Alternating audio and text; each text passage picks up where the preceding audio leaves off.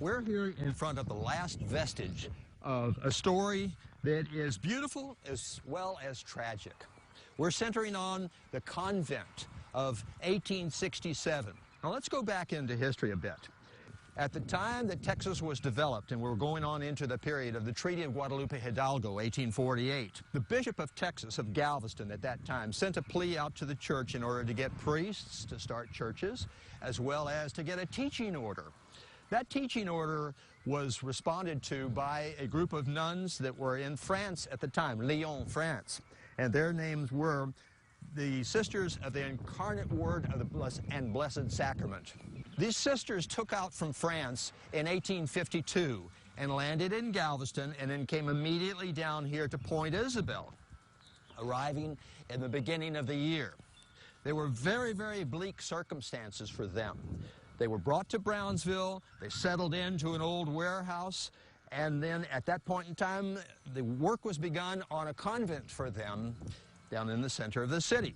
The work on that convent was completed in about 1852 December. They set up a school and they taught all of the area children. At that time it was a very, very limited population, but they were a blessing for us in this area. Going up into the era of 1867, there was a terrible hurricane that took place, and the convent that was built for them in 1852 was demolished. Here you have the sisters in a pile of rubble, bricks at their feet, and they had no home.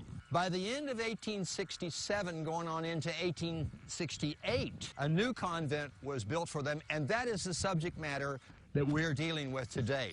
This convent was an incredible structure. I saw that convent as a child. It looks like something out of a Walt Disney movie, with great columns and massive walls and grapevine arbors in the courtyard and the whole thing. So many years the sister tended to teaching our area children. It was a beloved structure. In 1962, that's when the downfall of that structure started taking place. In 1926, another center of the nuns' activities took place where we're standing on right now, and that was called Villa Maria. In 1962, the nuns moved from the old convent out here and then put the convent up for sale. In 1965, it was bought by the Brownsville Housing Authority. Furthermore, the tragic news was issued that the convent would be torn down. Now, that was not very well received by the people of the community. In 1968, a committee was formed in order to try to save the convent. They tried as much as they could, but it was in vain. By January of '69, the convent was demolished. The only portion of it that remains is right here behind me.